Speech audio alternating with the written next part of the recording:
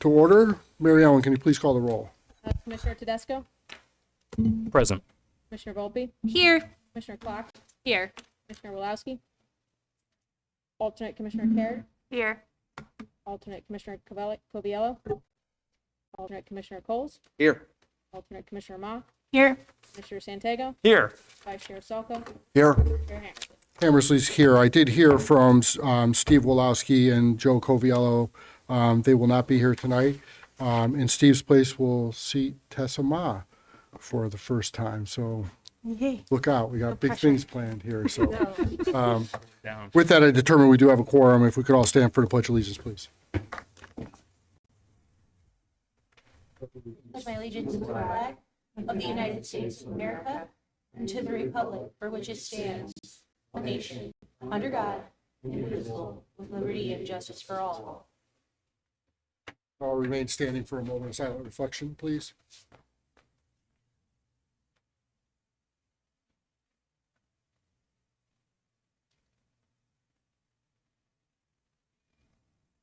Thank you very much. Looking for a motion to approve the minutes from our last meeting on January 18th, 2022. So moved, Mr. Chairman. We have a motion. Do we have a second? Second. Got clock with a second? Yep. All right. We have a second. Any discussion? See none. All those in favor? Aye. Any opposed? Motion carries. Item number 7 on the agenda, Commissioner discussion. Is there anything that commissioners would like to talk about? Going once, going twice. Everyone enjoy the training that we had last week? Yeah. Yeah. Was helpful? Mr. Chairman, we've gotten some comments, just, people talking to me about the food trucks. We've noticed there have been a number of them on the ZBA. And I'm just wondering, I know we had a subcommittee. Maybe Christina, I think she's the lead person on that. I don't know if anything's been done. Maybe you could give us a quick update. Yes, I'd be happy to. So I was in touch before Christmas with the leader of the Chamber of Commerce. I'm looking to get some local businesses, I had mentioned. It's been a little slow as we had the uptick. It's been a little bit of pressure on our local restaurants. But I am happy to announce that mid-month, we're shooting for the week of Valentine's Day to have our first meeting. I'm just waiting on 2 people to get back to me, and then I will coordinate with everyone else to get them going. So we're moving. I'm hoping by springtime we'll have something, but I did not feel like it was apropos to move forward without local restaurants being able to add in and contribute to that conversation. So I was hoping next meeting to be able to really have something, but that is where we're at. Well, that's good. Thank you. No problem. My pleasure. Thank you, Mr. Chairman. Thanks, Bob. When we did start this, Christina, I did suggest that you reach out to Lou Perillo. I don't know if you included him in the people that you... I haven't, but I'd be happy to. Yeah, I think you should. He's got a good history on this kind of stuff, so He really does. that might be helpful. Thank you, Mr. Chair. Anything else from commission members? Seeing none, let's move into our public hearing. Item 8A, Anthony Properties Realty, Inc., Brian B. Shue, applicant, Gary O'Connor, Pullman and Conley, LLC, agent, petition to enact a zoning regulation amendment of text to revise certain regulations pertaining to mixed-use transition zones, also known as MUT zones, to further the possibility of successful development. Zone Amendment 612. This was continued from January 12th.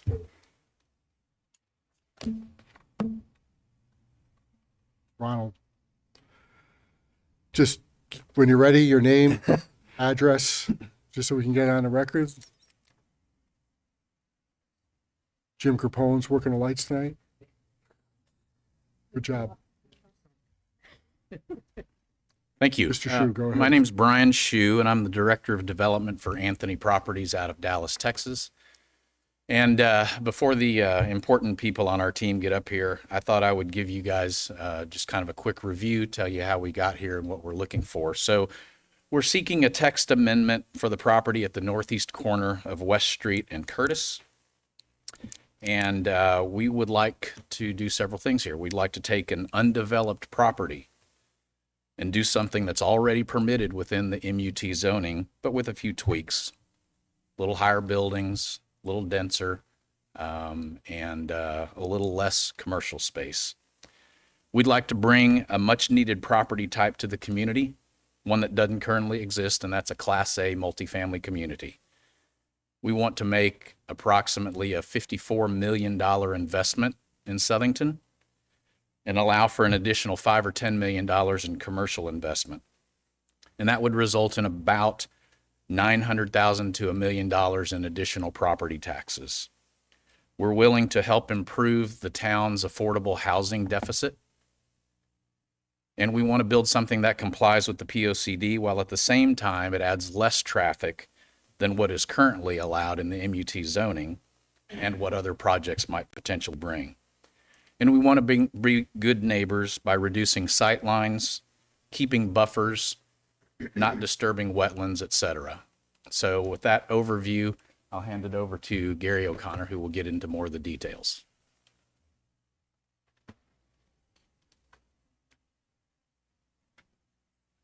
Mr. Chairman, Commissioners, good evening.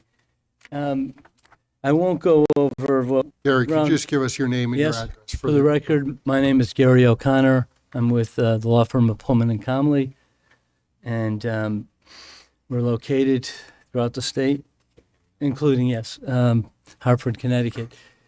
What we're handing out now is just a supplement to our presentation last week.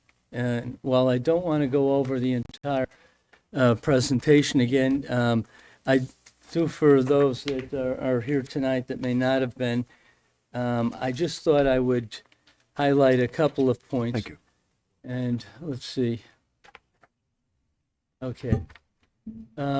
You've heard from Brian Shu, and as he explained tonight, and more so last year, or last week, or 2 weeks ago, actually, Anthony Properties is a national developer located in Texas, and they do commercial, mixed use, and residential. One of their strong suits is residential, Class A residential, particularly for empty nesters and what we call active adults, and also the young professional and skilled workforce. Mr. Shu has been up in the Northeast region, and he's been able to locate what he believes is a couple of great opportunities, one of which is in Southington on Queen Street, the corner of West Street and Curtis. And I have a picture here of the site. It's 41 acres. And as you can see from the next slide, and this is not anything that's new to you because it was discussed in the Malone and McBroom analysis of the West Street corridor, I think in 2011. The site has a number of development challenges, including extensive wetlands, as you can see from this slide, and a number of significant easements that cross the site, again, limiting development opportunities. Also, the topography of the site is such that, which Ron will talk about in greater detail, I mean, the elevations go from anywhere from 300 feet to 180 feet. And they drop, I mean, significantly from West Street itself. So, again, as we discussed last week, 2 weeks ago, we wanted to be very transparent with what we do. Anthony Properties has a reputation of doing that. They want to be a good neighbor, and and they believe that this project certainly fits in with the neighborhood and the plan of conservation and development that the town has adopted. And so while we didn't have to go to this extreme in our zoning change request, we believed it was important for you to understand exactly what we were doing. And as you can see, these are 33 unit buildings. There's a 5,000 square foot clubhouse with full amenities. There's a 17,250 square feet of commercial that's up on the corner of Curtis and West Street. You know, it includes a gym, also a lot of nature trails throughout the site, and even a dog park for those with dogs. The idea is to take advantage of the wetlands and you know, and make them part of the project and an amenity for the people that live there, with trails. And it also, the wetlands has the advantage also of providing a buffer along with the extensive tree growth in the area from the other neighborhoods and even from West Street itself.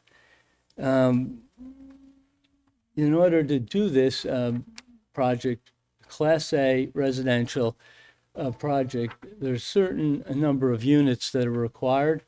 And that's one of the reasons that we are here looking to fine tune the existing MUT text regulations. We also believe that our request for these text revisions is in line with the evolving market, both on a macro level throughout the country with office and retail, and also locally with what's happening on the West Street corner. There's, you know, increasing commercial, and the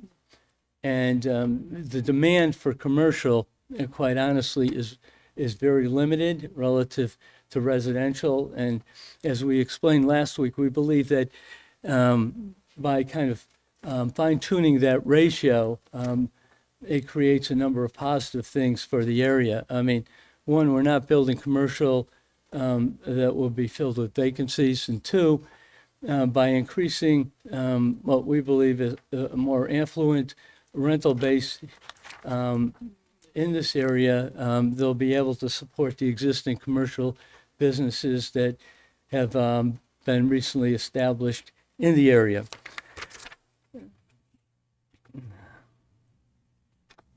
So, you know, that's just another a slide of the surrounding area. You can see that it's, you know, there is any number of offices, restaurants, motels, hotels that have developed in the area. Gary, while you're taking a breath there, I'm just going to remind you, as you may or may not be aware, anything you said to us at the last meeting is part of the record. We really, with all due respect, don't need you to rehash that. Correct. If there's something new, Yeah. just to move it along maybe a little bit, by all means, feel free to go ahead. The But good news is I'm making my transition right now. I just was sensitive to some folks that may not have been here last week or 2 I weeks think ago, everybody and I was just here, wanted them but I to appreciate that. have that benefit. So, but it's a good segue.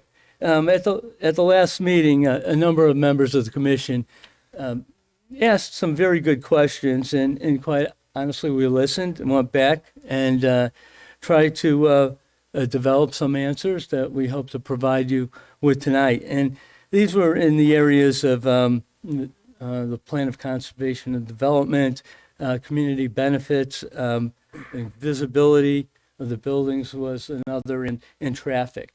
So those are the specifics that we will address tonight. There was a question at the last meeting about whether or not we had looked at the plan of conservation and development, and I answered yes, but I think maybe it was more of an invitation for us to explain why we think our fine-tuning of the text amendments is consistent with the PLCD. So that's what I'll try to do now. As you all know, the plan is conservation and development has been in effect since June 2016. The overall goal of the PLCD is to maintain the high quality of life in Southington and make the community a better place. And while the purpose and function of the PLCD is to address the physical development of Southington, it also addresses issues related to economic and social development. economic and social development. The next slide is just some excerpts from the PLCD regarding the need to address future housing needs. And, you know, you all can read it, but basically it suggests that Southington has a diverse range of housing, and there's a increased need for diversity in the types of housing that are required. And these are to address the housing needs of the aging population, provide choices for existing residents whose circumstances changed, offer more housing choices for younger people, offer housing choices for single people and for moderate income people. The PLCD also made reference to the Malone and McBroom analysis of West Street corridor.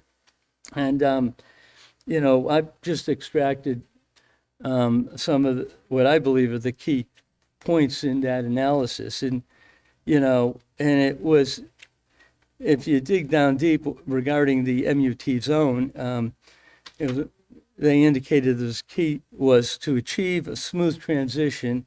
Commercial development should be focused upon along West Street with residential situated towards the rear of the property.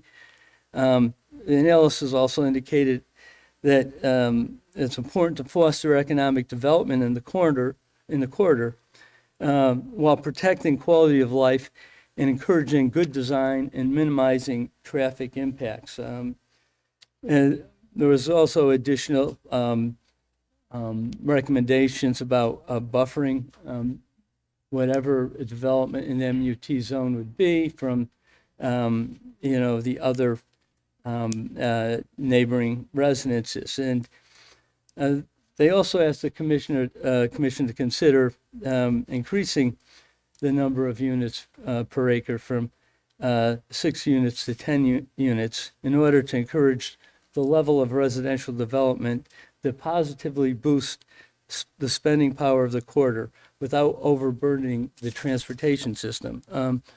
And we think those were all good points back in 2011, and they're even, I think, more significant points in 2022. We think that the project that we're proposing, and more importantly, the refinements in the regulations that we're requesting, are consistent with the PLCD. This project is geared primarily towards, as I said, empty nesters and young professionals. It certainly will address the current and future housing needs of the aging population and those active adults that are looking for a Class A residence, but one that they can lock and leave and maybe spend a few months down south, and one that they don't have to worry about shoveling or mowing the lawn, but yet it provides kind of the amenities that they're used to: clubhouse, fitness center, walking trails, and the like. And more importantly, or as importantly, it offers new housing options for young professionals and skilled workers. These are options for people that are residents of Southington, but may live farther away, or there are even people that we consider to move to Southington and live in the general region and are working as professionals and skilled workers at ESPN or Webster or COCC. One of the goals, and when Mr. Hsu did his market analysis, is that there are so many of these businesses located in the area that this community could tap into all those folks who now have to travel the distance. And instead of traveling, they could live in close proximity to their workplaces and also be a boost to the commercial and retail establishments in the area. And, one other point, although may not be, specifically addressed, is that Mr. Shu and Anthony Properties are willing to consider a set-aside for affordable housing. We want to be able to help solve that problem that Southington has, as opposed to increase it. So I think, for a lot of these reasons, I think the plan is consistent with the PLCD. The sewer and water in the area, I mean, the sewer, I think, has to be brought up a few hundred yards, but there are a couple of options there to bring it to the property. And that will actually benefit others in the area. And it really is proximate to a very good roadway system. It's West Street is certainly a major corridor, and Route 84 is a few hundred yards away. So in sum, we believe that the project that we're suggesting, of the tweaks that we want to make to the zoning regulations are all consistent with the PLCD, and it's we believe that it's consistent, and it's just an evolution of the market and demographics in the area. What these tweaks will actually do is actually minimize traffic conditions. As of right, we did this at a 2-to-1 ratio. We could certainly do a much greater density of commercial space, and commercial space, as Ron will point out, creates greater traffic flows than does residential. And he's had in one of the traffic experts in his firm prepare a limited traffic analysis comparing the amount of traffic that could be generated as of using under the permitted regulations right now with a higher commercial space, as opposed to what we're requesting, where that ratio is refined a bit in order to allow for additional a greater percentage of residential. And he'll go through that analysis in detail. I also, the other issues that I believe that we talked about were visibility, and again, Ron will go through and has some graphics and be able to show you how, because of the elevation change, a rather dramatic elevation change, that in reality these buildings won't be seen from West Street, and because of the wetlands and other geographical features, there's a pretty great natural buffer around this. And the idea of this project is to create that insular community. It's intended to draw, as I said, people that, young professionals and active adults, and so and provide the full array of amenities. So it can't, it's as important to Anthony Properties that this property be buffered, as it is for, addressing the neighbors' concerns as well. So I think that in that in that consideration, it's in lockstep with what the neighbors want as well. Finally, the project, as we look at it, there's just with COCC, Webster, ESPN, and a number of others, there's a tremendous number of jobs in the area that fit exactly what the type of market that we're pursuing, and it's a real need, I think, for the area to have that type of housing in approximate location to these employers. I mean, it cuts down.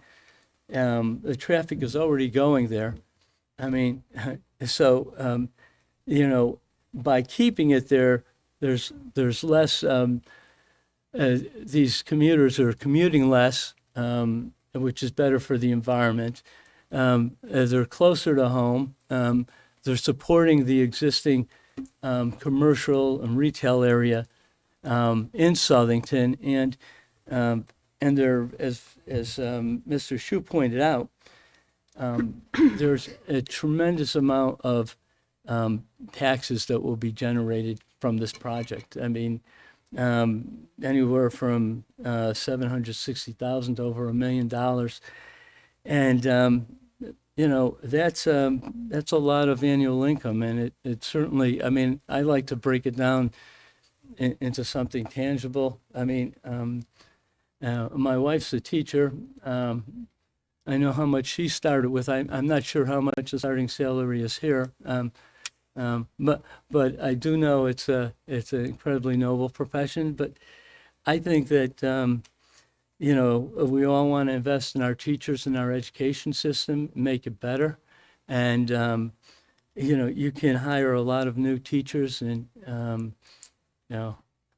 maybe 16 to 20 and develop some new and better programs for the school system, and I think that can be done with a project like this that's not invasive at all with the neighborhood. It's actually, I think, complementary. It serves the purpose of the MUT zone, providing that transition from commercial to residential, and it does so by creating a Class A residential community that fills a real need for the town. So at this point, what I'd like to do is introduce Ron Beaumagen from Fuss and O'Neill, who actually will give you some real detail. Thank you. So Ron, before you come up, I'm just going to remind commission members that issues relative to taxes is not something that we consider on this commission. That's for other commissions and boards in our town. That is not something that should weigh into any part of this decision. So with regards to those points, I would just ask you to disregard that, please. Ron, go ahead. Good evening. My name is Ron Beaumagen. I'm a professional engineer with Fuss and O'Neill out of Manchester, Connecticut. And as Gary said, I'm going to just quickly cover the grading issues with the site. We have some section views. You see the first one here. I know it was a question last week or 2 weeks ago. What's this going to look like from West Street? So I have a couple of section views. Then I'm going to go through some of the traffic results that we got as part of the traffic study. Before I get into this, I'm going to hand out a copy of the traffic impact statement, and I'll explain it in a bit.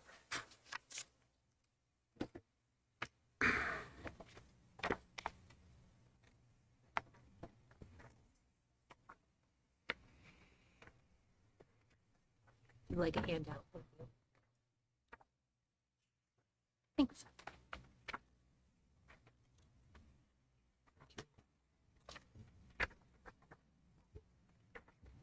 Thank you.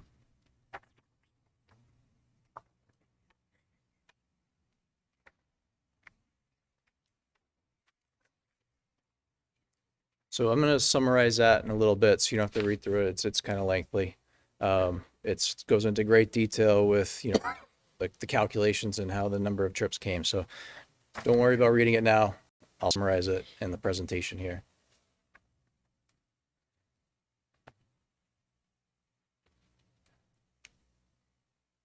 Okay, so as we discussed, and Gary discussed again tonight, the grading has some significant grading challenges. It slopes off greatly from west to east, from West Street down to the wetlands to the east. Here is a section view through from West Street, which is on the left here. This is West Street. And then what you see here on the top screen is the first building. That's the commercial building. It's a one-story building, we're assuming, because we don't have a design yet. This is just hypothetical. So commercial building right along West Street. These two buildings here, Commercial Street, right at the corner of West and Curtis. Grade slopes off greatly all the way to the back. And then this tall building in the back, that's the four-story residential building in the back. So if you see sitting in your car on West Street or walking down West Street, you look to your right or to your left, what you're going to see is the top of the buildings, possibly the roof line. Moving further to the north on the site, again, West Street is on the left, up here in the corner. Residential buildings to your right. These are the four-story residential buildings that we're proposing in the text change. And again, your eyesight is brought to the top floor and the roof line of these potential four-story buildings.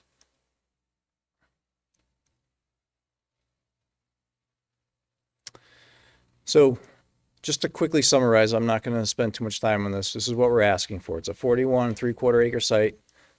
Right now, the regulations state you can build 5 units per acre. That would result in 208 units. Using Anthony Properties buildings, that would be 7 buildings that are 10,733 square feet each, resulting in 75,000, a little over 75,000 square feet in just building footprint. That's just the footprint.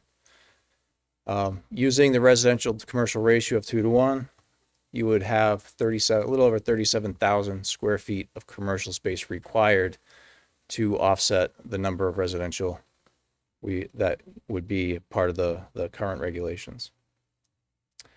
What we're proposing in the text amendment, again, 41 3/4 acres, 6.5 units per acre, 271 units. That would be 8 buildings using the Anthony Properties building. 85,000, a little under 86,000 square feet of residential space. And using a 5:1 ratio, that would require us to build 17,000, a little over 17,000 square feet of commercial space. What does that mean in terms of traffic? I know that was a question last time we were here. So let me summarize that. Now, the report that you have in front of you is a little bit more detailed than what I'm going to show you. This is just to summarize again what's permitted, what we're asking for, and what the change is. So we're asking for an additional 63 units as part of this text change and a reduction of about 20,000 square feet of commercial space. So in that traffic impact statement, we analyzed 3 different scenarios in terms of traffic impacts to the site. Commercial is a little vague. It can be medical office, it can be retail, it can be restaurants, it can be movie theater. So we took 3 different scenarios. We used 3 different examples. So the first scenario here, we used the 208 units. This is as permitted on the site now, 208 units. Out of that 17,000, or out of the 30-something thousand square feet of commercial space, we assumed 7,500 square feet of restaurant, high turnover restaurant. That's probably what is most marketable on the site is another restaurant, probably on the corner, good visibility. So that 7,500 square foot restaurant is going to be used throughout each scenario because that's probably going to be the most marketable commercial space there. And then the bottom one, 30,000 square feet of medical dental office space, that's going to be 212 total trips per day. So again, 208 new apartment units, 162 trips per day. High turnover restaurant, 140 trips per day. And then the medical office, 212 with a total of 514 trips per day. That's as permitted according to the regulations. What we're proposing to do, the 271 units, resulting in 214 trips per day. Again, the 7,500 square foot restaurant, 140 trips per day, it's the same as above. And then the remainder of that would be medical office, so we can compare apples to apples, and that would result in 68 trips per day and a total of 422, with a reduction of 92 trips per day. So by hopefully approving this text amendment, using this scenario, there's a reduction in the number of trips per day using our traffic analysis. In the second scenario, same number of units, same square foot of high turnover sit-down restaurant. This time we swapped it out with general office space. That resulted in 121 trips per day, resulting in a total of 423. And then dropping that into the program with the text to change, we have 46 trips per day, resulting in a total of 400 and a reduction of 23 trips per day. That one's pretty close to even. Then the third one, we used the strip retail plaza for the remaining square footage of commercial space. This resulted in 571 total trips per day in the permitted, using your regulations as it is now. And in the proposed condition, we have a total of 458 trips per day, resulting in 113 trips less, assuming this text change goes through, than what would be actually permitted. And all of this, the traffic inputs, the data that we used to come up with the number of trips, it all came from the Institute of Transportation Engineers, IT. It's a standard manual that is typically used throughout the state for traffic impact studies.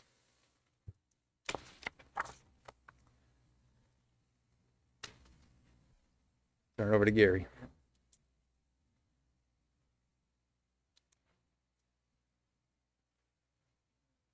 Chairman, I'd like to just submit this as part of the record. And I don't know if you formally would like me to give this to the clerk or.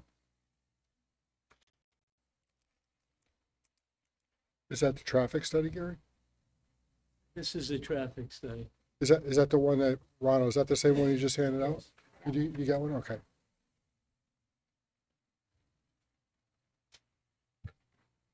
And just for the record, it's a traffic impact statement dated January 31st, 2022, prepared by Fuss and O'Neill and signed by Mark G. Vertucci, and he's vice president at Fuss and O'Neill and one of the traffic experts at the company. At this point, what I'd like to do is just conclude our presentation by bringing Brian back up. He's the guy you really want to hear from, and we'll be happy to answer any questions. Thanks. I'm not so sure about that, but I don't need to rehash what Gary and Ron have explained. This is a really good site. It's located at a good intersection, right off of an interstate. You've got a good work base north and south. You've got good retail support, very close by as well. It's a vacant land, a piece of land right now, but I guess my point is this is going to turn into something someday, and someday could be very soon. I think we've heard your comments and questions and concerns from the last meeting, and I think we've done our best to address them. I think we have shown that what we would propose to do is going to be less impactful, I guess, on the traffic concerns. The building height, with it being so low, with the topography the way it is, hopefully that's kind of a non-issue, but we like this site. We would like to develop it and be around for the long haul. We're a build and hold developer. We're capable and ready and willing and able. We don't have to go outside and go out and seek outside equity, things like that. So we're ready to go.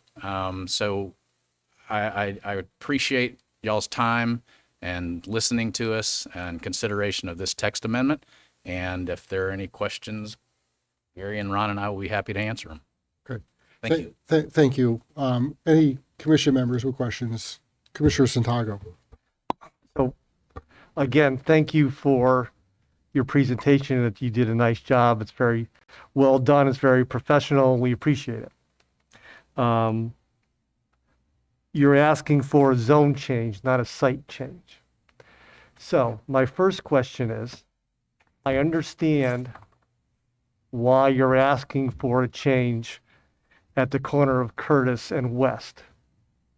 The MUT zone, however, is also at the corner of West Queen Street and West Street. So why are these changes that you're asking for also applicable there? And I'll point out, because we have to consider a zone change, not a site change. Because you're asking for a zone change. Right. Change to the rules for the zone.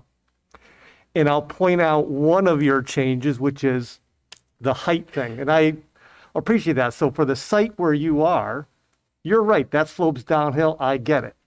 And one thing you didn't mention that I thought was also a nice idea or premise, I don't know if it works out that way, was because I think you had said cars go into the building, that would also minimize the asphalt footprint environmentally because you wouldn't need as much asphalt for cars. So conceptually, I get that. And you wouldn't see it from the street. If I drive up the street a little bit at the MUT zone on the other corner, the topography is totally different. And it's not like that. So and now I've just created, if I change it, we change it, an as of right, which means once it's an as of right, landowners can do what they want and we can't deny that. So why should we consider your changes not at this particular location, but at the other location as well?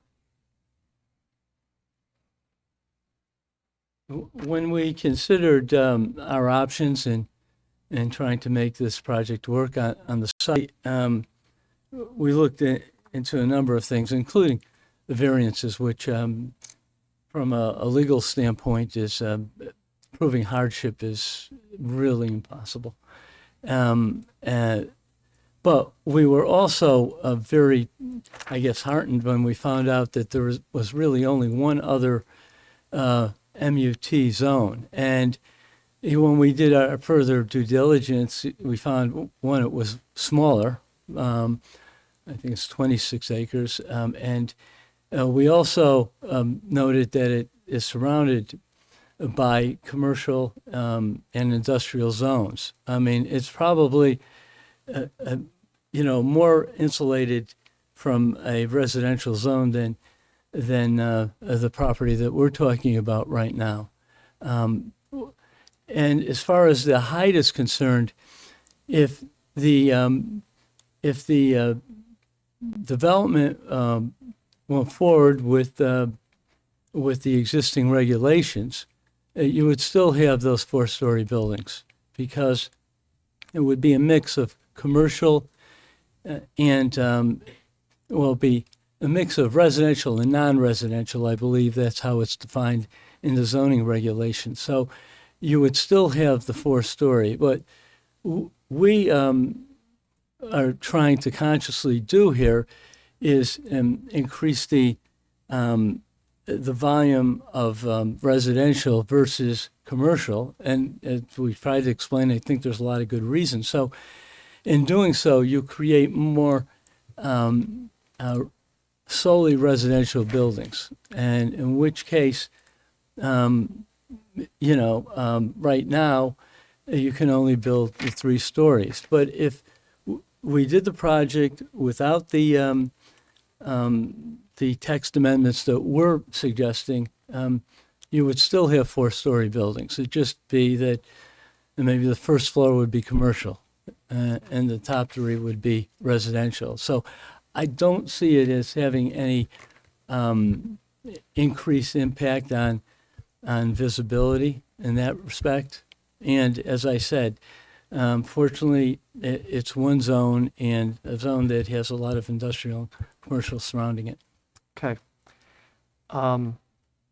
So for us to change, and I appreciate all the talk you did on your project, but quite honestly, we can make a change, you could go away and somebody else put something there. So really, none of that's relevant.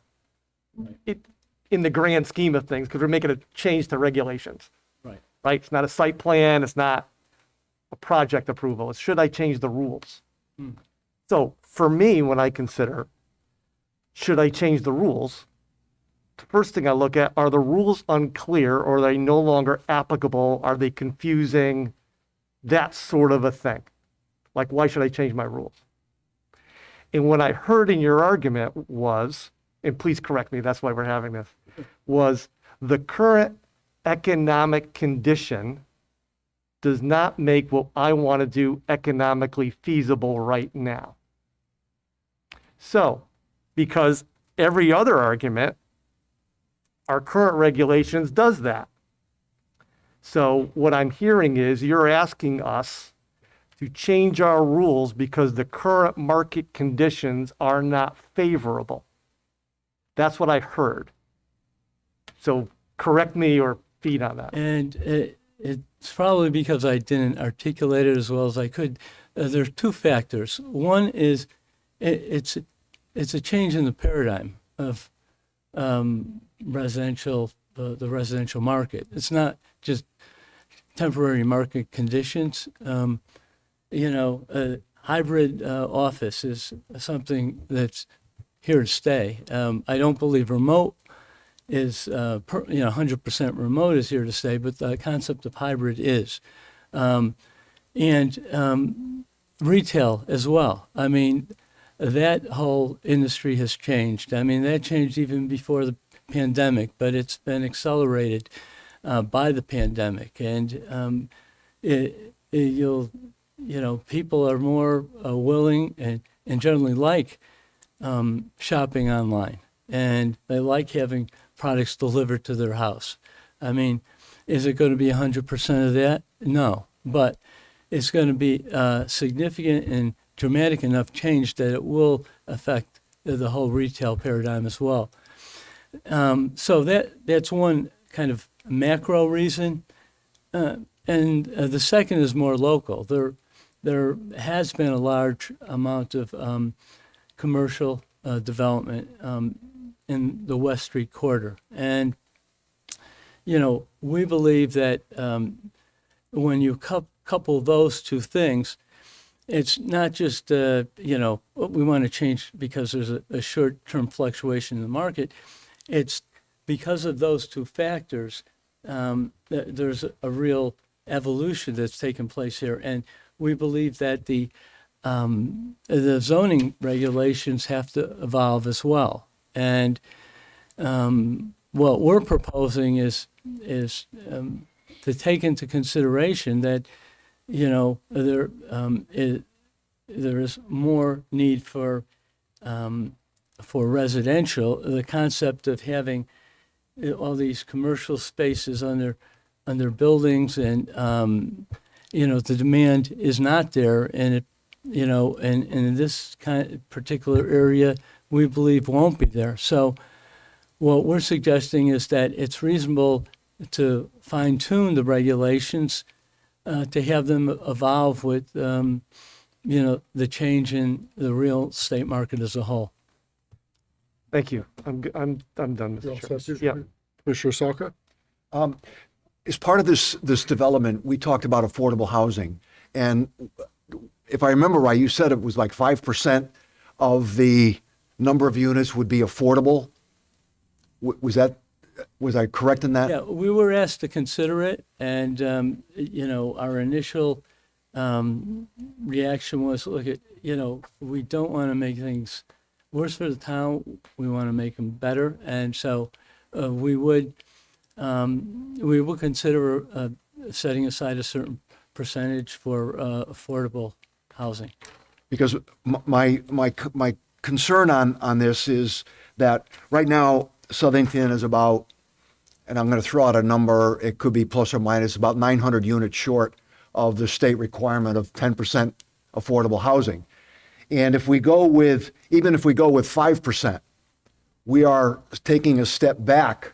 So instead of 900 units, it's more, we have more units that we'd have to put in as affordable, if I'm clear on that.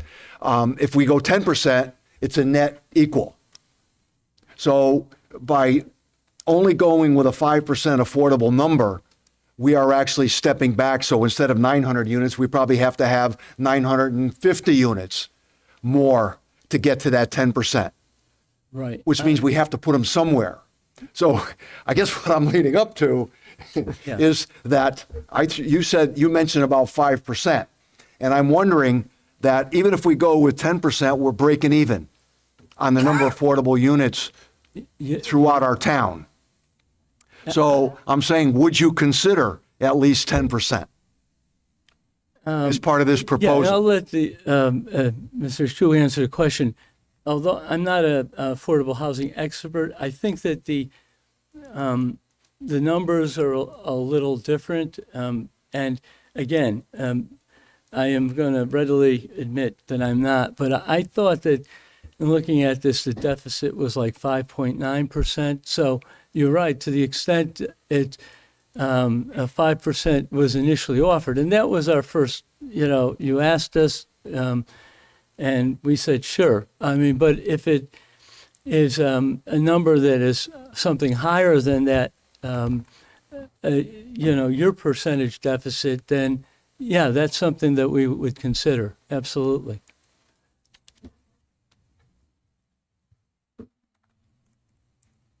I may come back, but that's it for now. Okay. Thank you, Mr. Thanks, Chairman. Bob. Any other members of the commission have any questions for the applicant? Commissioner Coles? Can I use your? Thank you, Mr. Chair. Two questions. Thank you for expanding on your presentation. That was great.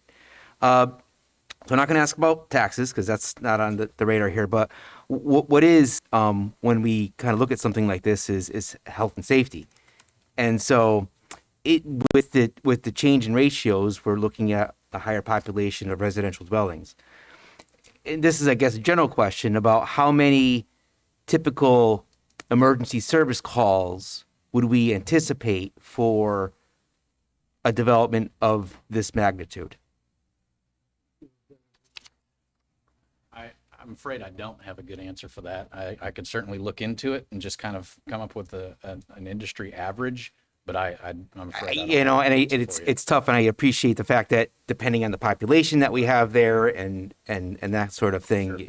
that will sway greatly. So, any feedback would be great. Sure. The second question I had, so we talked about the clubhouse and the gym. I'm just trying to figure out if that is part of the calculation for the square footage of residential space, or if that's part of the calculation for the square footage of the commercial space. Go ahead. It's not considered space in the reg, so it's not considered residential, obviously, either. So it's not in the numbers. That's just it's an amenity as opposed to fitting into one of those particular categories. Okay. Okay. Thank you. Thank you, Well, Mr. Chair. second. Any other questions from members of the commission? Mr. Chairman, I'd like to ask just that one question Yep, go ahead, Bob. that we're asking for a zoning change here. And I'm just wondering, and I think it's more for staff, is that does this change affect any other regulation within our total portfolio here?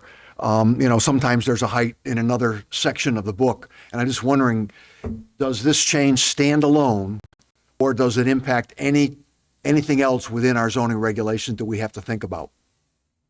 And you may not be able to answer it right now, but I think it's an important question that we should resolve. As far as height and all that, that's identified as the MUT zone. So Peter asked me earlier if another section applied to that, and it doesn't. That's specific to the other sections. So from height, stories, those are specific to the MUT zone. Okay. I haven't gone through the whole full thing to see if there's any implications. But I would ask you to do that. I think it's pretty straightforward regulation for that specific zone. So Right. Okay, thank you. Thanks, Bob. Christina Volpe. go I'm so ahead. sorry. Go ahead. I do have a question No for Mary Ellen apologies as at all. well. Could Fire you just away. remind me when the West Street traffic corridor study is supposed to be done again? I know that we had a meeting back in September of 2021. I just find like though these numbers, it's really great to always have that visual and that understanding, but I know we're currently undergoing a study of what traffic could look like there. So I'm wondering that timeline, if you or anyone else of my fellow commissioners know. I think we were looking at April. Okay. I know it's being reviewed internally from them, so however long that takes, but I think the last time we talked to them, they said around April. Yeah, I just find the timing of these conversations to be pretty pertinent to that data that's going to be readily available pretty soon. So I appreciate that. Thanks. Nothing else. Commissioner. Okay, you all set? Bono, go ahead. So the traffic statement that we gave you just compares what's in the regulations compared to what the text changes. It doesn't have anything to do with existing traffic on West Street. Okay. So that would come during the site plan approval process. Of course. Yes. Yeah. Good to know. Good to know. Thank you. Okay. Well done. So I just have a couple questions relative to the language that's in there and maybe process. So, Gary, maybe for you, maybe a little bit for you, Mary Ellen, with regards to the affordable housing component, would we not need to include a provision in this proposed zone text amendment change to provide for a set aside, whatever that number is, whether it's 10%, 11%, pick a number type of thing? Would we not want to include that in there? And I say that I trust you all as being honest. Yeah. I don't know who may be behind you. In other words, if you were to turn around and sell this, as Peter said, it goes with the property, and it even applies to a property a little bit up the street. I want to make sure that if we make a zone text amendment change, while 10% at 250 units is 25 units, is still a drop in the bucket. And as Commissioner Salka smartly and intelligently pointed out, it leaves us at a wash because you're adding numbers to our overall portfolio, thereby not really affecting the bottom line number of 5.2% or whatever number we're at right now. But we have to find these wherever we can find them. So I guess my question is, again, do we not need to add that into the proposed text amendment change that's before us? And I think that would mean if we were to do that, that you all would have to accept that as part of that as well. And, I'll defer to your experts, but we thought that this was something that would come up during the special permit site plan process, because then exactly, the number of units, because there may be topographical constraints out here when we do engineering that reduce the number, So, we thought that it would be that at that point that the request will be made. Be honest with you, I haven't thought about this and don't know if it's appropriate for the zoning amendment. I mean, it's something that we're willing to deal with either here or in the special permit site plan process. So I think that it can be brought out Yeah. during the special permit process, Yes. right? But if we wanted to write it into the regulation, which we do write percentages into our regulations, and I'll point out the arch zone regulation does require a 10% set aside for any housing development that falls under that regulation. I would prefer personally myself to see it in the actual regulation, which kind of sets the standard and says at least a certain percentage within that. So we would have to add that in here. And in order to do that, we would need you all to agree to accept that. Well, Am I right, Mary Ellen? Yeah, and you couldn't just write it in. We can't just arbitrarily write it in there. File it with the, sorry.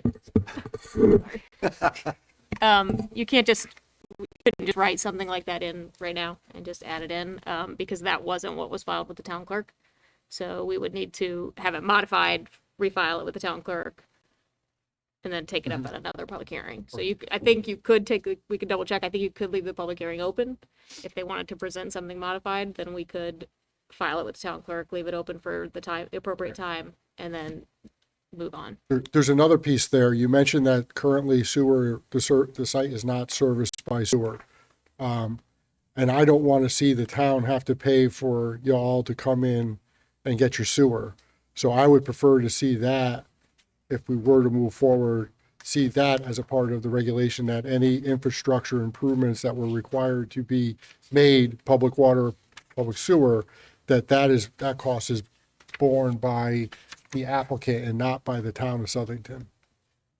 Right, that could be a condition of the, the site plan approval. I think you could have general language that says that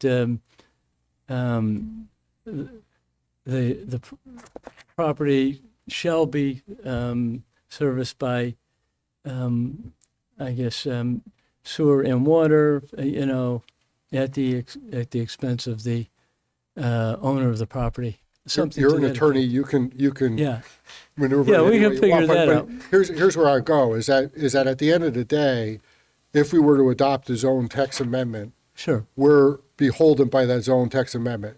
An applicant comes in, doesn't have any of the stuff that I just mentioned in there, comes in with an application, says, no, I don't want to do affordable housing, and I want the town to pay for the sewer, and kind of puts it on us. We make a denial of that. Now we're in a legal situation of having to go to court Yeah. and fight that, because the applicant may or may not say that we were being arbitrary in our decision-making. So if it's written in the regulation, then the arbitrary potential there is removed. I like the way you're thinking. We have no problem with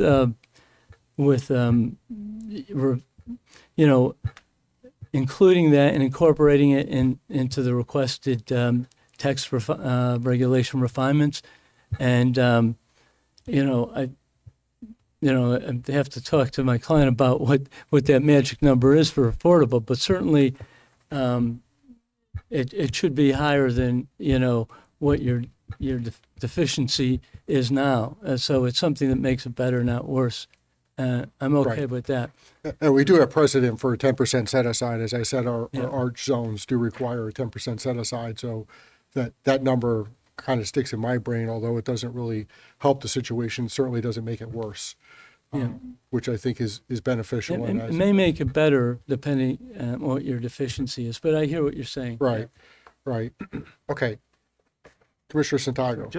Thank you. So just on, and I understand your logic, on this part of the site, is the other MUT zone served by city water and sewer, et cetera? And there's not affordable housing there. So now, because I keep going back to that site, Yeah. because it's a zone change, it's not a site change. Yep. So I Peter, keep, if you, it's a text change. Text change, So correct. if you change the text Yep. to the MUT zone, it applies to the MUT zone. correct. So it applies to both So, properties. right, and so what I'm saying is, any of these contingencies we just said, now, that site is all non-conforming. No, it's Right? it's not non-conforming. It's just if an Got it. applicant comes in and tries It has to- and files an application to develop that site, They have they to would do have that. to live by whatever that regulation change is. Yep. Just like if we were to change this regulation, do everything the applicant is asking us to do, they would be, any future development on that site would have to adhere to whatever this language is. So I'm trying to be a little bit proactive, I guess. No, I'm with in you. making sure that if it's not served by water or sewer, that future development, if that were to happen, that it would be, at least not at the town's expense. With type you. of thing. No, I'm with you on that one. All I'm saying is, if I have a house on that other site that doesn't have sewer, and they want to do something, they got to pay. They'd have to connect. They'd have to connect, and it'd be on their nickel versus ours, right? If they were to pull a building It permit. would be prudent, if they're looking for that type of density, under this zone, it would be prudent to extend sanitary sewer. Right. There's no way they would be able to Right. get that density with septic. Right. And that site being smaller, if we do this, we've just approved a bigger density to a smaller lot, right? up there. Do you know, does sewers go up there? It does. It does? So there's sewers up On West Queen. on West Queen? Okay. I keep going back to the other MUT site because it's a zone text change for a zone, not this particular site. So I just keep going back to there about what we're doing. Is it applicable there too? Okay, I'm done talking. Okay. Any other questions of the applicant from members of the commission? Seeing none, thank you, Gary. We're going to open it up to members of the public right now. Right. If we have any members of the public who would like to speak in favor of this application, please come forward. Again, give us your name and address and share your thoughts with us. We don't know this guy. You did. Good evening, Mr. Chairman, Commission members. For the record, Stephen Judas with the Office of Harry Cole & Son at 876 South Main Street in Plantsville. This property has been difficult from a development standpoint Steve, for a Steve, while. could you just speak a little bit? Yeah, let me get this a little closer.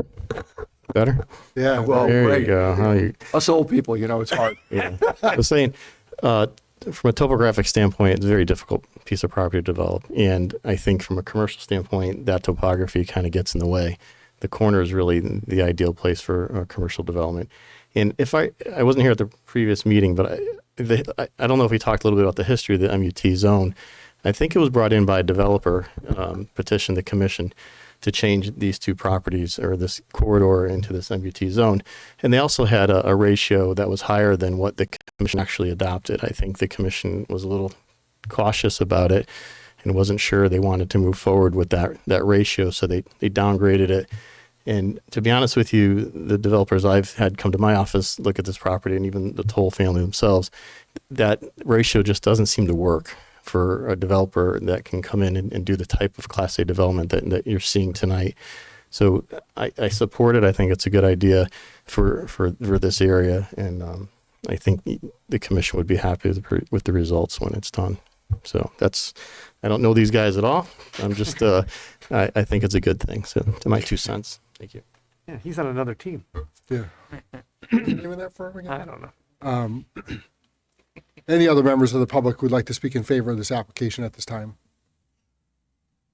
Seeing none, is there any members of the public who'd like to speak in opposition to this application? Come up to the microphone, sir. Just give us your name and your address, please. My name is William Shea. I live at 500 Curtis Street, so I'm here for selfish reasons. I don't, those are tough acts to follow because these guys are professionals. I'm just a resident. But in the 16 years we've lived on Curtis Street, we've already seen some pretty significant increase in traffic because of the development on West Street and Queen Street. And we're in a position where, that's a nice go-between between the two of them. We understand that. I understand that development and improvement is an important part of being a vibrant community. And it's necessary. I just want to make sure that the board considers the traffic implications. What attracted us to that location was we call it country convenient. It's like convenient, but where we are on Curtis Street, it's like being in the country. Except for a little noise from the highway, you wouldn't know you weren't in Vermont or something. And it's that character of the community, of that neighborhood, which is attractive. And again, I understand you need development, you need improvement. I just want to request that the board seriously consider the traffic implications that might develop, because my understanding is the sole entrance and exit are on Curtis Street, right near the intersection with West Street. And anyone who's ever been up there, 7 o'clock in the morning, 5 o'clock in the evening, right now, it's a nightmare. I can't imagine what it will be if there's 256 apartments adding to that congestion. And I just hope you think about that in your deliberations, because I love the neighborhood I live in, and I would hate to see it turn into a throughway. That's all I have. Thank you. Okay. Thank you for your time. Thank you for coming out tonight. Appreciate you sharing your thoughts with us. Is there any other members of the public who'd like to speak in opposition to this application at this time? Seeing none, what's our thoughts on the status on keeping the public hearing open? Mr. Chair, I would feel comfortable with that. You think we should keep it open? I do, just so that maybe possibly we could get some revisions or just keep the discussion going based off of what we did tonight. I think we are making progress towards something, but I do hear the community and their concerns. So I am apropos for leaving it open. Yeah. Mary Ellen, do we have a time frame on this one? We have time. And I agree with Christina. I think that, this is a relatively big potential change to our zoning regulations. And I think taking some time to deliberate on it is not a bad thing. But any other commissioners have any other thoughts? Commissioner Solka? Just a question on timing. Our next meeting would be on the 14th or somewhere around there. Within that period of time, we've still asked, and I think you asked for perhaps a change to the MUT zone that they're submitting with regards to the amount of affordable housing, et cetera. That would give them time as well to decide what they want to do, whether they want to submit that change. So I think it's appropriate that we perhaps table this till the next meeting or continue the public hearing. So. Yeah. So Mr. Chu, is it just what's your sense on us keeping it open? You okay with that? Well, I mean, shape phrase will look different. We can call a roll call now. I mean, you want to roll that one. So that's a little bit of a loaded question. I'm a developer, so I like things to go faster, but I certainly understand if the commission would like to take more time, then I'm okay with it. Okay. Peter, yeah. Yeah, just the only thing that I would say, because I'm okay closing it, is that if we're going to wait 2 weeks, what's different in 2 weeks? Certainly, the public can certainly come and we could have more people come and talk for it. So for that reason, that's always good. We always like hearing people, what they have to say on both sides of it. But we don't need another 300-page thing, being facetious. You did a great job. So what's different? And I think to your point, Commissioner Salka, in regards to if there was a change, so what's different? So is it going to be a change there? Well, that's what I'm concerned about it with regards to the sewer, regards to the affordable housing units. I think that gives them a chance to think about it. Yeah. Then we're looking at a final document that we're voting on. Right now, we don't have a final document. So if that's the thing about what's different in the next 2 weeks, about them to consider that if they want something else, and they can say, no, I don't want to consider that, which is your right to do that. So I have a question. Oh, sorry, go ahead. Or not, then that's the what's different part, in addition to more public. Is that fair, That's fair. folks, in terms of like why to keep something open? So again, I'll go back to what I said earlier and say that this is a pretty significant change if we were to take this up. And I think giving it an extra 2 weeks is not.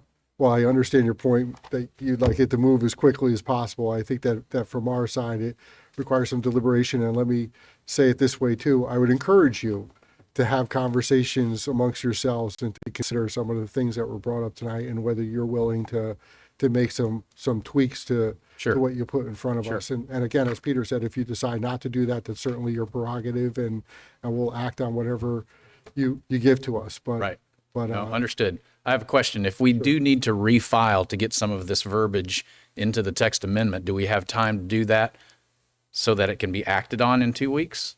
Well, I would want to talk to the town attorney tomorrow, because if you're going to revise it, again, that's not what was filed with the town clerk, so we would need to file with the town clerk, and it's supposed to be 10 days before a hearing.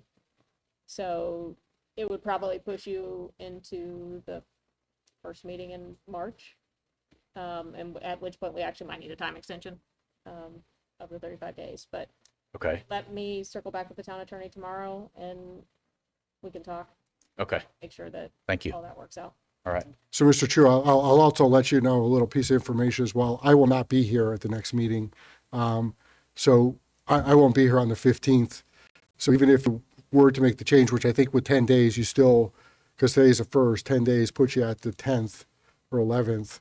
I think that we could still have the hearing, but I wouldn't be here on the 15th to participate in that conversation, which is fine if the commission decides that they want to act on it at that time or if they can. But I just want to let you know. Thank you. So, okay. We all set?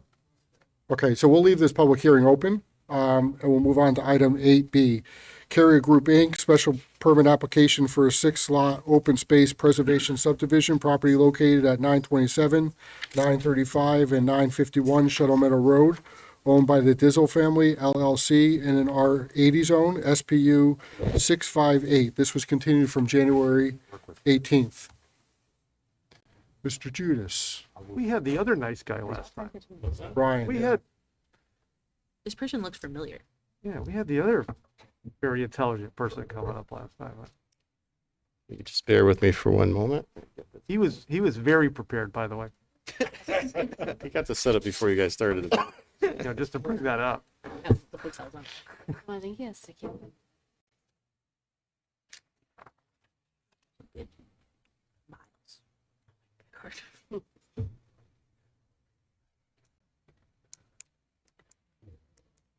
Let's talk about it.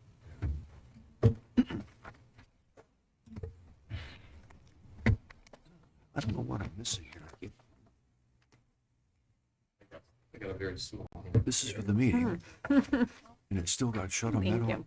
No, I'm kidding. It's a Shuttle Meadow? Oh, having flashbacks. Wow. Nice and big, I like that. Good for my feeling eyesight. I was just thinking that. It was just that I'm having Getting flashbacks. bigger. Yeah. No, not like this.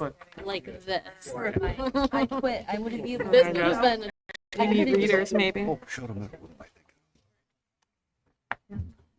Most important piece of the presentation is the cheaters. There we go. We just said. Good evening, Mr. Chair and Commission members. For the record, Stephen Judas with the Office of Harry Cole & Son at 876 South Main Street in Plantsville. We are, before I get started, will request a continuance tonight of this hearing to the next meeting. We are going before the Wetland Commission or Conservation Commission on Thursday. So pending that, we will see how things go and hopefully see you in 2 weeks. I wasn't able to attend the last meeting. My associate Brian Panico is here with me. He came and talked to you guys, and we went back and took a look at our application and some of the comments that were brought up. One of the things we talked about was some presentation materials that you guys could take a look at, and some changes that we made. We're proposing to make to the site. My first slide, I don't want to get too deep into what I was already presented. As you know, it's a 9.9 acre parcel. It's an R80 zone, bounded by Plainville to the north and Shuttle Meadow to the road, residential properties on either side and across the street. There's 2 existing houses on the property, and it's a relatively flat piece of property. It generally slopes from east to west, and there's a wetland and a water body to the rear of the property. Our proposal is a open space preservation subdivision.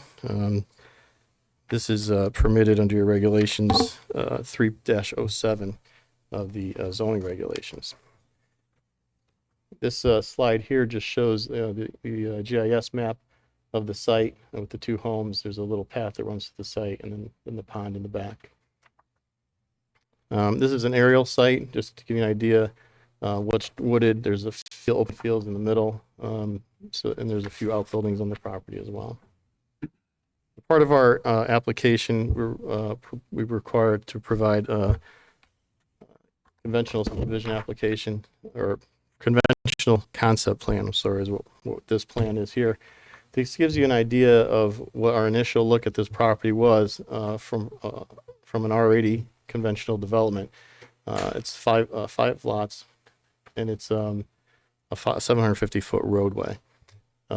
It's not as desirable, we felt, as the open space subdivision, and that's why we encouraged the applicant to move forward towards an open space subdivision.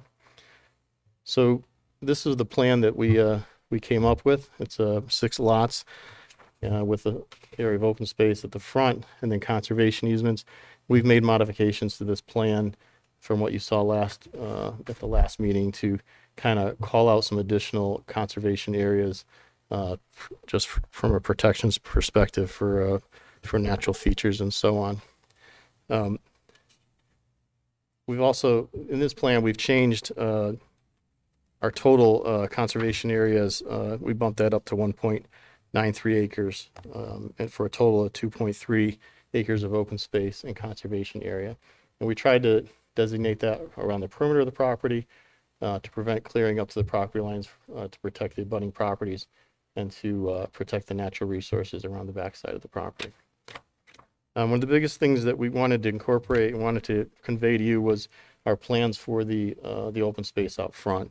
Carrier is a well-established grade A development company, and when they do developments, they do it probably one of the best in the state, is the way I would describe them.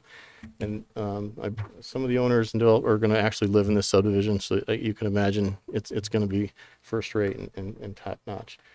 So we talked about what their plans were for the open space out front, and this was what they gave us as an example from one of their other developments. Mowed walking trails with meadow areas, rail fencing, street trees, and so on. This would give a passive area of recreation for the neighbors that live in the subdivision, and probably other neighbors as well. Walk their dog, take a walk, smell the wildflowers, and just enjoy it a little bit. It doesn't need to be a large area. It just needs to be well appointed and something that they'll be proud of and can enjoy, and really gives a sense of a nice community when you pull into the subdivision. So that's what their intention was, and I love it. I was hoping that the commission would like it as well when I saw it. And you may have seen their developments around Farmington, Glastonbury, and this is the type of product that they produce, and this is what you would see at this development. I just wanted to talk briefly about the open space considerations. I know there was some talk about 5 lots versus 6 lots, and why do we deserve the 6th lot? And I just wanted to have some conversation about that, and talk a little bit about why we've gone this route and why we proposed this. I know that some of the commissioners have seen the open space preservation applications before, and some of you have not. But the regulation, the intent of the regulation was to provide an alternative basically to an as-of-right subdivision, and to conserve and preserve land, enhance appearance, character, natural beauty, and so on. There's verbiage in there about preserving land for parks or recreational purposes, conserve forest, wildlife, natural features, also to encourage the flexibility of design and development, and also most importantly is to reduce the network of utilities, shorter roads, less infrastructure, less impervious surfaces, and that's what we see when we do open space subdivisions. We think that this application, the regulation asks for at least 2 or more of those considerations, and we think that we kind of incorporate most of those considerations into this application. We're reducing the road length by over 200 feet. We're reducing impervious surfaces. We're reducing the infrastructure.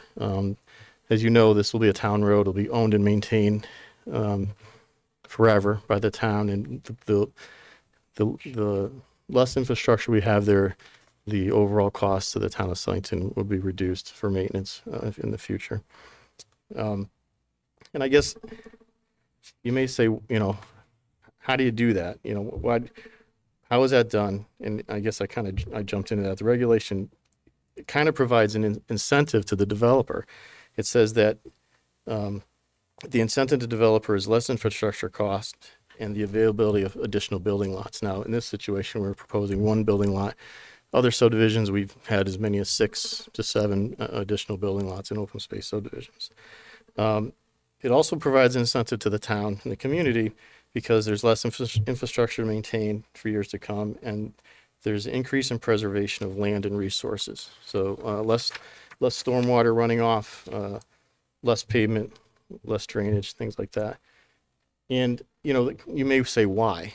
Why does the town offer this incentive? Why does the developer want to take it?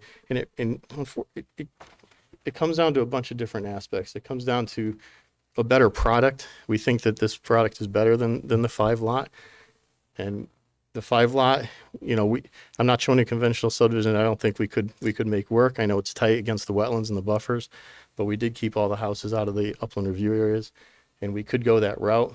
But we really truly believe that this subdivision is just a better product for the developer and for the community itself. So I'm hoping that when you look at all the aspects of it, you see that this is really just a better win-win for everybody involved.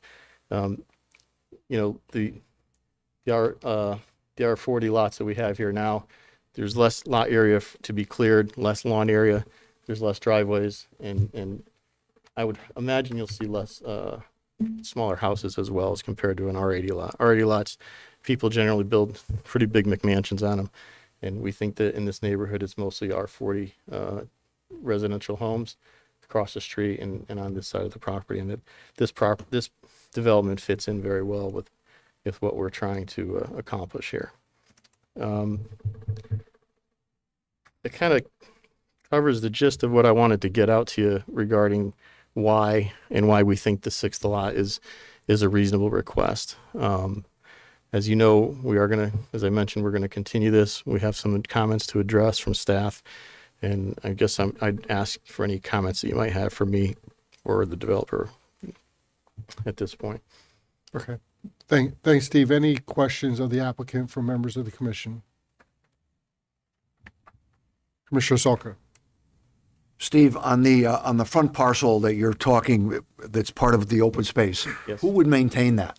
That would be a homeowners association made up of the owners of the lots. The homeowners association would be required to maintain that? Yes, sir. In the past, they would be deeded to the town for the town to maintain, but as I'm sure Marion and Jim will tell you, that the town doesn't want to maintain smaller parcels like this. So, but the bottom line is that if the association is going to maintain that, they may not appreciate just having the surrounding neighbors. First of all, there's no sidewalks there, so the surrounding neighbors probably wouldn't use it. So it would be basically for those 5 or 6, the homeowners association. Generally, the intention is for the homeowners association. They own it, they maintain it, they would insure it. I don't think they're going to be out there chasing people off of it, but Because typically when we think of open space, though, we think of, it's connected to another piece of open space and it's available for the public to walk on. So this is not that. Yes, but if you read the open space preservation subdivision regulations, it specifically states that open space preservation subdivisions are more about just open space for the general public. It's about preservation. It's about recreation. And if this recreation is just for these residents, it still meets the intent of that regulation. I think that those are the things that I wanted to kind of talk to you about and try to emphasize, that there's many different ways of accomplishing that goal in the regulation, and this is one of the ways that, along with the conservation easements that we're proposing, we thought it was a positive thing for this development. And the homeowner association is going to maintain it. That's one of the things that, if it was a town-owned open space, it would just grow back to natural, and it would, which isn't a bad thing, but we think at the front of the subdivision, we want something that's appealing and inviting. Thank you. All set. Any other questions? Commissioner Tedesco. Thanks. I appreciate that, Commissioner. Chairman. I wanted to follow up on the natural diversity database. In the last meeting, I had asked what particular species will be affected by this development, and also by the change in density of houses versus the 2-acre property versus the smaller. So with every development, we submit a NDDB request to the DEP. We don't always get a prompt response. So I don't think we have a response from them yet as to what specific item might be out there. But what I would say, that this development has a less tree clearing and less development than a typical conventional subdivision. Anything that they come back and with recommendations, if I had to guess, you'll probably see a box turtle type of, this to me seems like a perfect box turtle type of environment.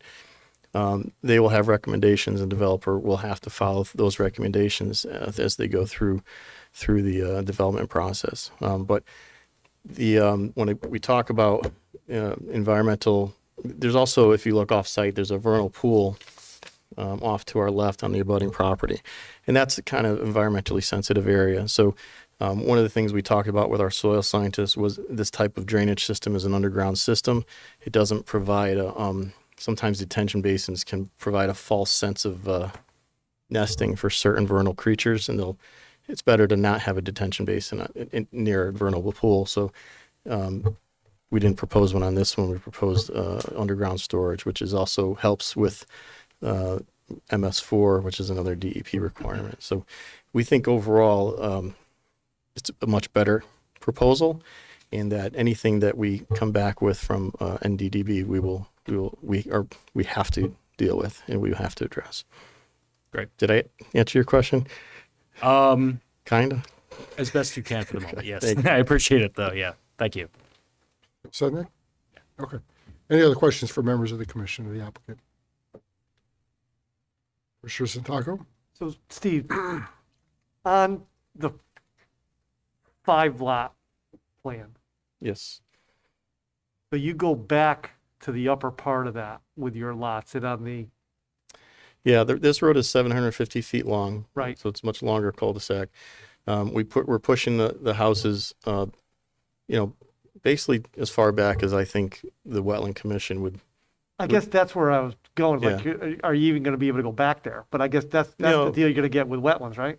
Yeah, so we go before wetlands all the time. We have a pretty good understanding of what they will accept and what they won't. Yeah. And what we did is we try to keep structures outside of the upland review areas, and that's what we're doing with this development. They will allow some tree clearing and some yards and stuff in the upland review areas, but generally they want the structures out. So I think this would be our starting point. They may want some less tree clearing around the vernal pool area. Things like that. So I think for them, that upland area around the vernal pool is probably the thing that they would be mostly concerned with. But like I said, I wouldn't come here and show you a conventional subdivision that I didn't think the wetlands would Okay, fair. would okay. I don't want to, not my style. Yeah, no, I hear you.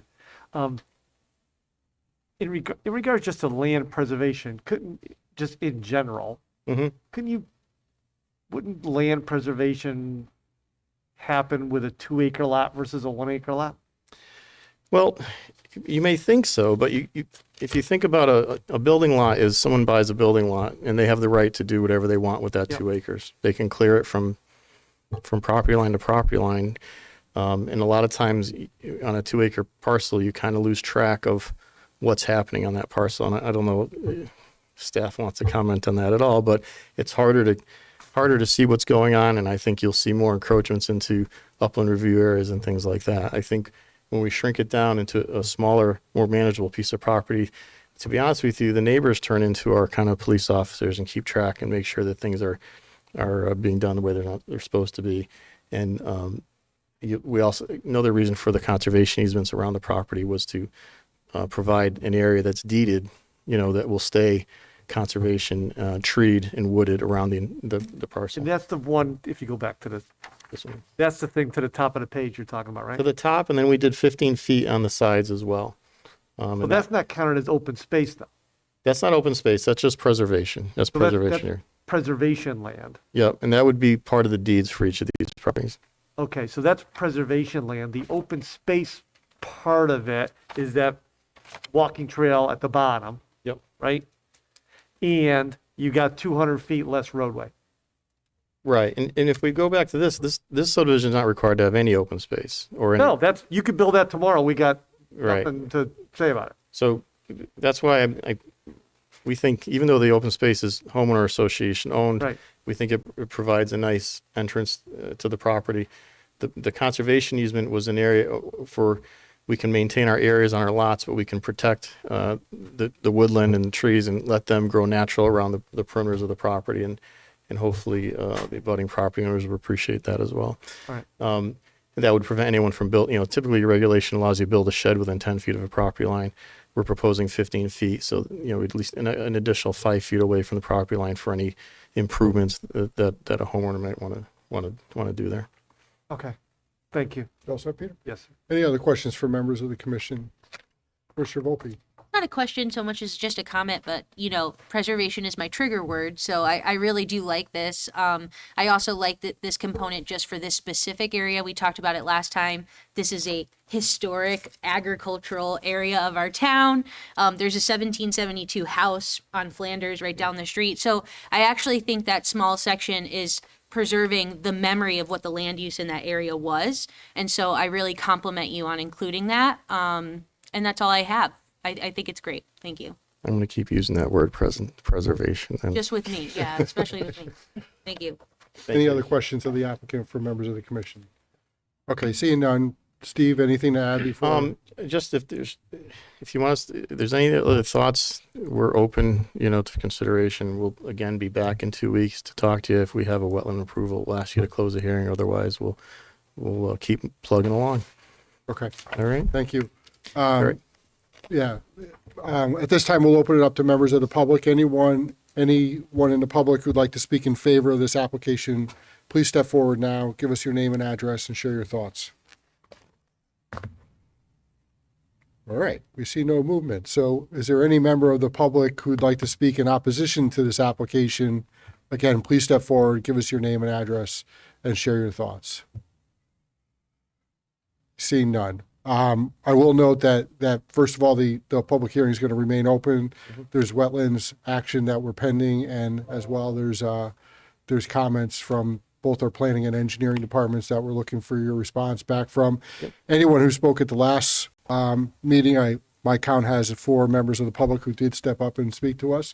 That is part of the record, so we'll consider those comments as well as part of our deliberation. So with that, Steve, before we move on, any other thoughts? That's it. Thank you. It's nice to see everybody. Good to see you too, sir. Have a great night. Thank you. All right, thanks. All right, let's buckle our seatbelts now. Go. Let's go to the business meeting. We have the first 4 items, A, B, C, and D, which all are not ready for action. Could we take them up as one group and get a table on all 4? Could I do that? Could I look for a motion to table items 9A, B, C, and D? Mr. Chairman, I'll make a motion that we table items A, B, C, and D. Is there a second? Second. Commissioner Tedesco with a second. Any discussion? Again, these are waiting either in a public hearing right now or waiting for Wetlands Commission to weigh in, which is the case on item 9D as well, that we're waiting for wetlands to come back to us. No other discussion? All those in favor? Aye. Any opposed? Motion carries. Item 9E, release of a $7,000 subdivision bond, the ARC of Southington, 314 Summer Street, S1291. Jim, is this ready? Ready for action, Mr. Chairman. Okay. Can we get a motion on this? Mr. Chairman, make a motion that we approve a release of S1291. We have a motion. Do we have a second? I second. Commissioner Ma with a second. Good to see you. Good job. You're famous. Don't worry about it. Is there any discussion on this?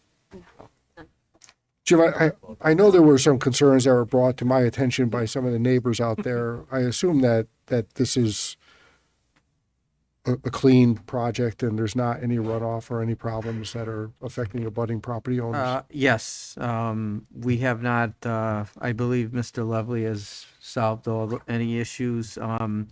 This one pertains to street trees and lot pinning, so, and then the second one under item F would be for erosion control, so they're still building one of the units, but they're pretty close to completing the duplex that's in the rear. Okay, and I think some of the concerns that I heard were more along the lines of erosion control, that some people felt like some of that was bleeding into their property and causing problems down there. Yeah, there is a culvert under Prospect and because this subdivision encompasses a number of lots, but we believe that that's been resolved. It was a construction related issue. Yeah, I trust that you guys are keeping an eye on it. So, okay, any further discussion on this? Seeing none, all those in favor? Aye. Any opposed? Motion carries. Item 9F, release of a $3,400 E&S bond, the ARC of Southington, 314 Summer Street, S1291. Do we have a motion? Make a motion that we approve the release of S1291. We have a motion. Do we have a second? Oh, second. Commissioner Ma with a second. Any discussion on this, Jim? This is ready as well? Yeah? Correct. Any discussion? Seeing none, all those in favor say aye. Aye. Any opposed? Motion carries. Item 10, administrative items, any subcommittee reports? We heard from Commissioner Volpe earlier. Any other subcommittees? No, we're getting our, Commissioner Clock, yes. Have an update. I'm very excited. First, people know that I and others worked on the POCD that we adopted in 2016, and we still use it as our guide. So it's exciting to once again have the chance to implement it. So myself and Mary Ellen, Jim Morelli, Tony D'Angelo, all met. Erica Pocock is also a part of the committee. She was not able to attend. But basically, we organized ourselves and created an approach, which I think is going to work well. If you are not familiar with the implementation portion of the POCD, I would encourage you to review it. But I'll just kind of briefly just review, if you don't mind, how we're going to approach this. So when we drafted this, the implementation is outlined in tables, and each table identifies priority, and it also identifies leaders to own each of the action items.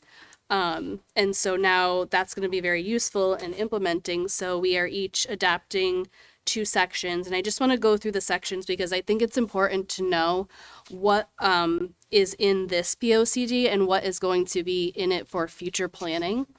Because these are topics that all of us, commonly refer to. Protect natural resources, preserve open space, preserve community assets, promote sustainability and resiliency, enhance downtown and other places, promote economic development, guide residential development, address community facility needs, address transportation needs, and provide for utility and infrastructure. So each one of us is taking a couple of sections. We're going through it to see what have we done since 2016, what do we need to do, and what is the priority of that. And so that's how we're going to be moving forward until our next meeting. Great job, Jen. That is a formidable group of people in town. So I applaud you on getting each of them to give you time. So Thank you. Well, and I have to thank Mary Ellen because she was very quick on adapting her sections and already completed. She set the tone for everything. So making everybody look bad. very much I'm real appreciated. close to Dave and Lou. Or that's right. Yes, thank you. she's setting the bar. So That's great. Great. thanks, Jen. Look forward to hearing from you as this progresses. Thanks for your Very work. professionally done too. That's great. That's how you should do things. Beautiful. Commissioner Sit Santiago. down on the next meeting. Yeah, I think I won't bog you guys down. I'll just observe. Oh, no, 'cause I- at least like people to- can sit does it have to be under a certain number of planning and zoning commissioners? Yeah, there's just you, so Okay. I think it'd be Yes, fine. So- it's not a quorum, so it's fine. Okay. Yeah, so I will send you the next Zoom link. It's a quarterly meeting, so once we set it, I'll let you know the date. Okay. Okay. Now you've roped in Nick Tedesco, so good job Well, it's a there. lot of great information, and especially being a new member, Yeah. it's You're really good. yeah. You will enjoy it, No. I'm sure. Good job. Yeah. Peter, did you have something? No, we're either going to meet next week or week after. So I Okay, just got to that's set time. that's a regs review group. Yeah. Yep. And I think just on regs review overall, I'll just say, as I've said before, if anybody has any regulations that they would like to change or modify or adjust, you do have the power to do that, and please bring those forward. Having done it in the past, it certainly is not something that is taken lightly, and it's certainly something that we all consider. So I would encourage everybody to think about it, as the saying goes, with great power comes great responsibility. So, but it is a power that we have here as commission members. Nick, did you have something? I spoke to Alex on Monday about exactly that. Yeah. Some